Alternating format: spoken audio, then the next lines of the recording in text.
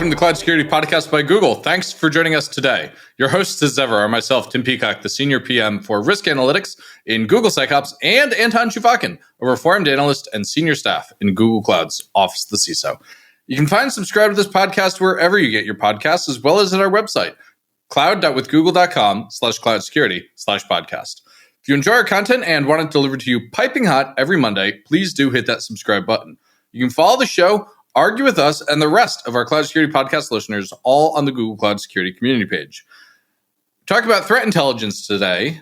Anton, what do you think about that? I don't think we are talking just about threat intelligence. No, it's better than that. Yes, much better. I think we are talking about how Google does threat intelligence, yes. And to me, that's the magic. The magic is, in my Gartner days, I recall that we tracked something like 53 threat intel vendors. And I think that we were lamenting that the list is just not complete at all. But it was like way back. So I think some of them may have died by now. But the point is that threat intel was a favorite pastime by a lot of people. Yeah. But doing it really well is super hard. Oh, yeah. And I think we do it really well. One of the things I found really interesting in this episode was how much of this was not yet a science and maybe never will be a science. Maybe my phrasing, not yet a science, is itself incorrect because so much of it sounded like it was necessarily art. Yes, but I think it's actually even more fascinating than that because to me, it felt like it's a combination of many sciences and many arts combined together. So it's sciences and arts. Yeah, it's like a small liberal arts school mashed together. Yes, that's probably a metaphor way too crisp, but yes. Way too crisp. Oh, boy. Way too crisp. Before Anton and I get into a fight about metaphors, listeners, as much as y'all might enjoy that, let's turn things over to today's guest. Today, we're joined by Kimberly Goody, the head of Intel Analysis and Production here at Google. Kimberly, thank you so much for joining us today. Delighted to dive in on this. We're talking about Google's threat intelligence today and how we've got a pretty interesting lens on the world, looking at sort of the traditional, you think of monitoring the dark web, looking at forums, as well as all the incident response data you could possibly imagine. And so could you share a little bit about how this sort of two-perspective model informs our ability to, attribute campaigns and disrupt them? Yeah, first, thank you for having me today. When I think about this question in particular, there's really three aspects that I think interrelate and really inform a process or cycle that we go through on a regular basis. And so the three concepts here are prioritization, contextualization, and proactiveness. And so from a prioritization perspective, as you alluded to, we are, as a company, responding to intrusions that are happening every day around the world. And so we are able to see the threats that are actually having an impact on organizations directly. So these are the attacks that, we could say, those are working. Those threat actors are being successful. And so that's one input that we can take to help us prioritize the groups that we're researching and we're tracking over time. The second benefit is being able to contextualize. So when we're able to associate these attacks or certain components of those attacks, such as the malware used during an intrusion back to underground forum data, that can help us make decisions around attribution. So one example would be when we identify a malware that is sold as a service used during an intrusion. And that service, we may know from our research, registers or provides the command and control infrastructure to their clients. So the domains they will register on behalf of their clients. So when we see domains that match a certain pattern, that's not actually indicative of the person who's using the malware. That represents the service. And so that might not seem very important to some people, but it is a really important distinction for us because the users of the malware will have different goals.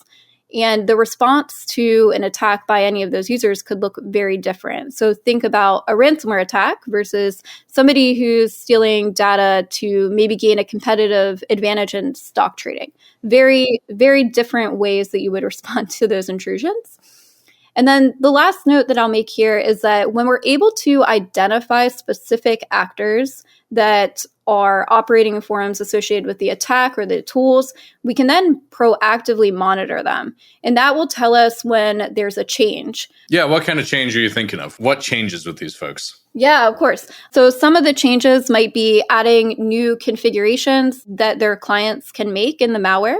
Or we've seen that in some cases with ransom notes, for example. The actors who are selling ransomware will give the customers the ability to change the note, or maybe they'll give them the ability to target certain file extensions for encryption.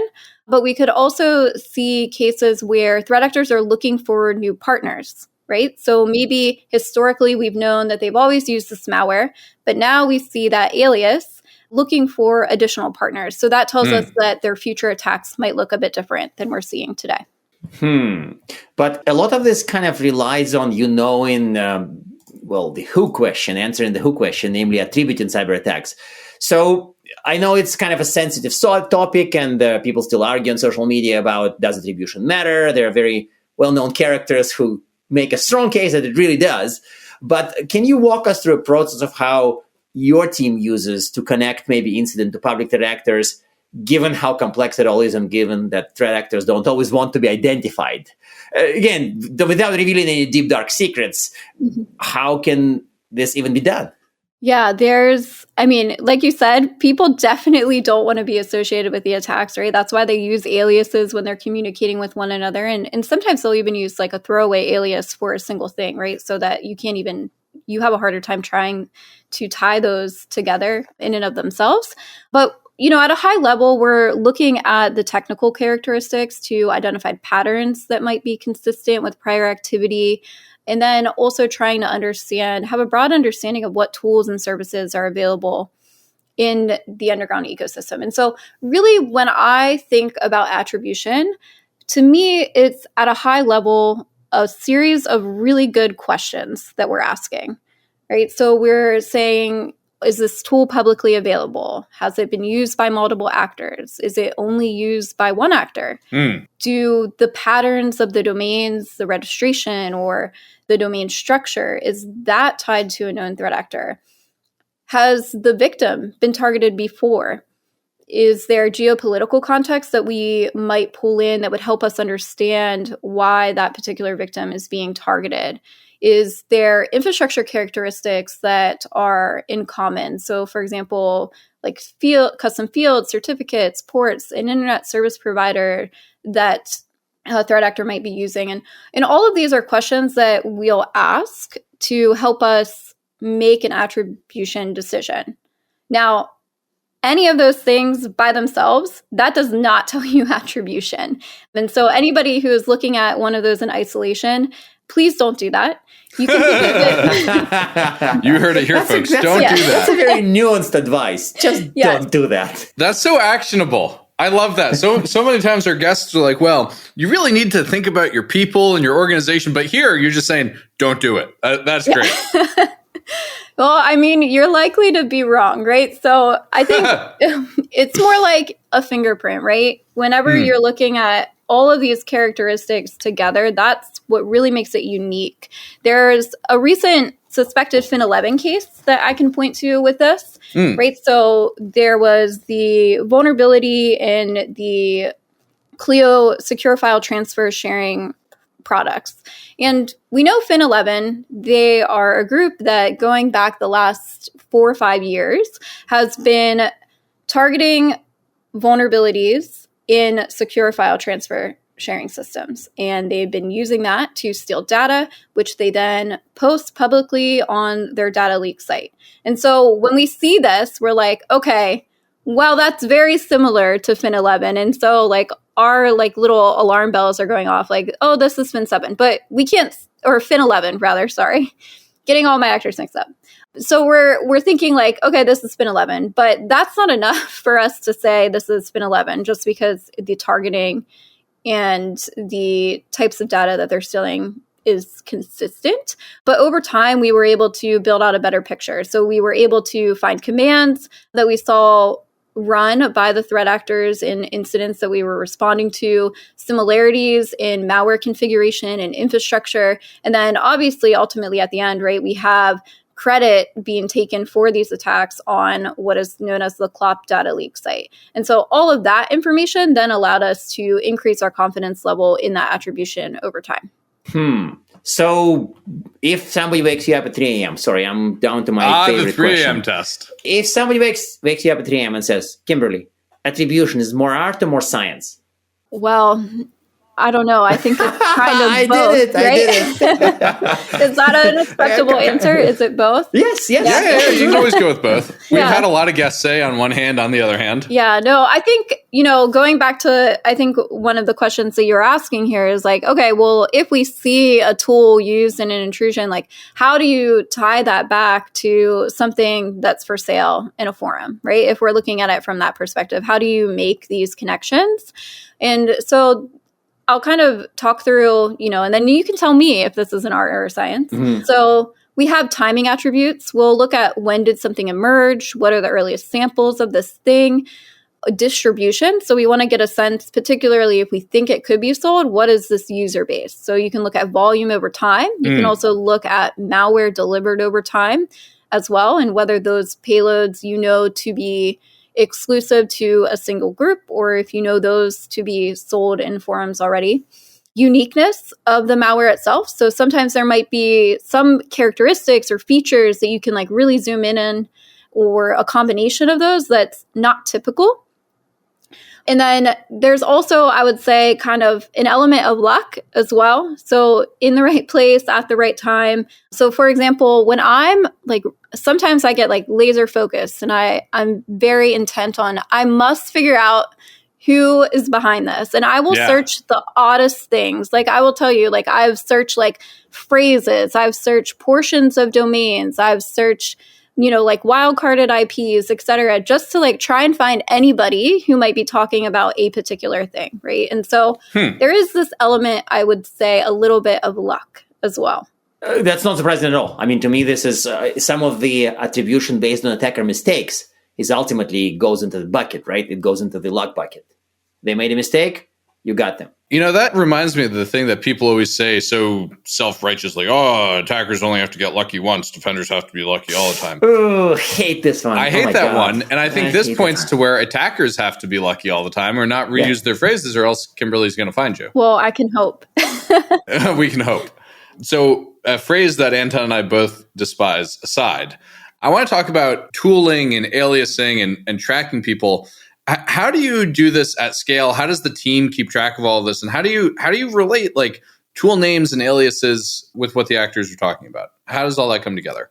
Yeah, so I can give kind of an example that actually ties in some of those elements. There was recently some research that we did on a malware called what we call Shadow Ladder. It's not actually called that by the threat actor who sells that. And that's what we would call a cryptor. And so that's a tool that threat actors are using to basically make their payloads unique so that they're less likely to be discovered by, defenders or security appliances, et cetera. And so that was a service that we suspected it was a service rather. And we looked at samples. We saw samples were appearing in mid to late 2023. And so that kind of gives us a time frame to narrow down, where are we going to search in these underground communities? And one of our analysts actually was going through, and it definitely doesn't go to your point about scaling, but they were scrolling through all of kind of the topics that were posted on this one underground forum called Exploit. And the reason that they were looking there is because a lot of the malware families that it was delivering, we knew were sold on Exploit. So we knew that the people using it had a presence there. And so they started with that forum. And so they were scrolling for hours and they eventually came across a post that had a demo video. And demo videos are great, right? We can watch them. We can see what other things did they have up on their screen at the time. In this case, they were downloading the malware from a link, and that link was still live. And so we were actually able to download that malware and compare that to what we called Shadow Ladder and confirm that those were one and the same, right? So this used some of those attributes that I mentioned. I think, from a scale perspective, right, we do collection at scale. So, right, those the communities that I was referencing, like that is information that we are collecting not manually, right? That would be not feasible. And so we have an archive of all of that that we can effectively search through and map back whenever we want to dig into that. Interesting. So it sounds like a lot of this is a really skillful combination of kind of art, science, and luck, and a few other things. It's kind of probably one of the most cross-domain things in our land of cyber. That's like the impression I'm getting from you is kind of like so many sciences and so many arts are mixed together. Yeah, I think it's certainly not an easy thing to do. And I think, one of the really great things about working here is that we have so many different sources of data. And I find that to be a bit of a gift, although it can make things more time consuming and complicated, but it really can tell you a more complete picture of what's happening, how broad a particular threat is. And it can also, when we're able to kind of connect these different pieces together, we can tell a better story and I think make better predictions and provide warnings about how threats might change in the future. Okay, that actually makes sense. So let's switch gears to sort of up-level this a little bit. And clearly, intelligence informs many things from like IR to product security. So I'm going to try to ask you a long-winded question and then say, actually, tell me this. How does this make Google more secure? So that's what I'm really trying to ask. Yeah. So, I guess to work backwards a little bit, Google's a huge company. Mm-hmm. There's so many teams at Google that do security or security related things. And so that's, again, like, it's wonderful to be able to work with all of these people who are focused on trying to make attackers' lives harder every day. But it does require a lot of coordination across these different teams. And so I think, we talk about the incident response component. We have a whole team that kind of supports those incident responders, and they're the ones intaking that information from those victims, and they're trying to connect it to things that we already know about to help them respond to those attacks, right? So they're trying to identify who's behind it. That information from incident response is also stuff that we can then take and say there's a new malware or there's a new vulnerability that's being exploited. That then we can take to protect the rest of Google users and Google customers because we can write detections for that malware and we can deploy that in some cases, right? Like we can identify websites that threat actors are using, and we can actually block those so that you as a visitor to one of those websites, you will never actually connect to it, or it will display a warning to you. And so we're able to take that information and kind of roll that out to everybody. And then not only that, but obviously from the research, right? We have hundreds of researchers and analysts who are looking at threats on a day-to-day basis. And that's information that we kind of push out to the rest of teams at Google. And then we are also working with the product teams as well to identify the gaps that are being exploited by the threat actors. So that might not necessarily always result in, like, let's say, infrastructure being blocked, but in some cases that might mean looking at a policy. Like, is there a policy that is allowing the threat actor to take this action? And if so, then maybe let's talk about how we might want to close that gap. Another team that we would work with is the legal teams. And so one public example that we can point to was related to a malware called CryptBot, and that was targeting users of Google Chrome. And so one of the teams that is part of Google Threat Intelligence Group, they were able to investigate that in concert with our cybercrimes investigations group, and then the legal litigation team was able to take civil action against the malware distributors of CryptBot. And so, again, this is like very, I think, like high level and only touches the surface, but it kind of gives you some sense of how vast and how many different teams there are that we might work with at Google in order to make both users and customers safer. That makes a ton of sense. Anton, I think you want to ask question number 5. Yes, indeed. And I think that it's one of those detailed and possibly fun questions about what we do differently. You've seen sort of intel operations elsewhere. So what do we do differently than other orgs that focus on collecting and analyzing threat intel? And I'm not trying to push you to say, we have AI, but just give us your take on this. Yeah, I think for me, the vast amount of data that we have is something that does make us unique. We have telemetry, we have the underground forum data, we do the technical research at scale, we are responding to those incidents. But maybe I think there are some other companies that are also quite large that have data that is similar, right? But one of the things that I think that we do really well is that we actually have a data model for these different sources of data. And what sets us apart is that we've kind of been in the business of modeling, for lack of better words, that data out for like the last decade, right? And so we have a decade of modeled out data from intrusion operations, just as one example. And a lot of companies really, I would say, only started using these data models for threat intelligence to kind of document and contextualize certain types of information, whether that's like attribution assessments that they're making or technical characteristics or behaviors of the malware. But I think that's more of a recent development. I would say a lot of companies can't say, like, we've been doing this for the last decade. And so I think that's one way that we are also unique.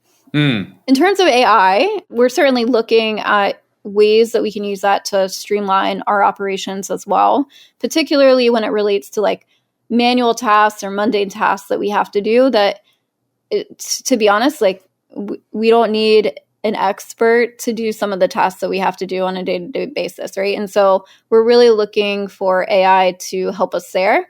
One good example is that we have a product that we push out every single day. It's one of our most read products for the Google Threat Intelligence product, and it's called News Analysis. And it basically takes things that are happening in the news and it summarizes those, and then an analyst will go through and kind of respond to what the news is saying. We'll, sometimes tell people that the news is completely off base, or this is actually consistent, and here's some additional context for that.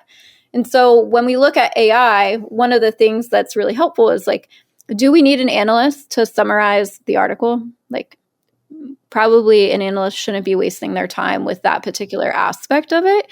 And so this is a simple example, but an easy case where we can then potentially respond to more of these news events that people are asking us about by kind of eliminating that step and leveraging AI to help us. That makes a ton of sense. Interesting that, there are so many things that you are just better at when you've been doing something for a long time because you've learned what not to do. You've got organizational connective tissue, and it's a hard thing to catch up on. So as much as I think Anton and I are both enjoying this, I have to pivot to my least favorite part of every show, which is our closing questions. One, do you have a tip to help people get more out of their threat intelligence? And two, do you have recommended reading? And the recommended reading could be anything. We've had people go from The Art of War to Mary Oliver and everything in between. One tip, I think, in general, actually, would just to be curious. I think that implies to your threat intelligence offering too, right? It's like asking the right questions, understanding what are the threats that would impact me? How can I kind of better prioritize? Because, frankly, it's impossible for a single person or a single team to look at everything that is happening out there. And so you really have to narrow that down. And so I think asking yourself and coming up with what are the important questions to tailor that scope is probably important as you're sifting through the vast amounts of information that are available to you. And then for reading, actually, I really love historical fiction, like reading that for fun, but I do like when it contains at least elements of truth. And so I've also been getting really into just kind of more journalistic representations of history. I think that generally sticks with me better. So one book I read recently was called Wild Swans, The Three Daughters of China. And that talks about 3 generations of one family, started in the 1900s. And it's kind of told from the viewpoint of the author, the mother, and the grandmother.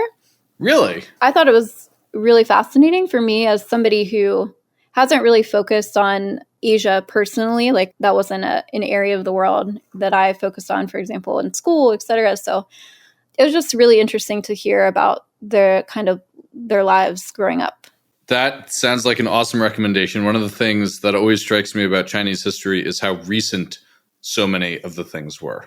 No, for sure. I mean, I think too, like I could give book recommendations all day, but another one that I also read was Nothing to Envy. And that was The Ordinary Lives of North Koreans. And that one, I think, kind of similar too. It's like whenever you're reading about this, it sounds like it should have been something happening so long ago, but it was actually really recent, right? When you're reading about like the famines, et cetera, that they've experienced.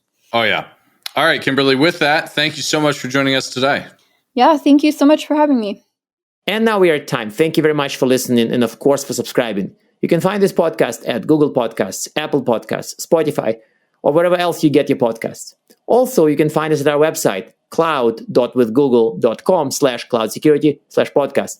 Please subscribe so that you don't miss episodes. You can follow us on Twitter, twitter.com/cloudsecpodcast. Your hosts are also on Twitter at Anton_Chuvakian and _Team Pico. Tweet at us, email us, argue with us, and if you like or hate what we hear, we can invite you to the next episode. See you on the next Cloud Security Podcast episode.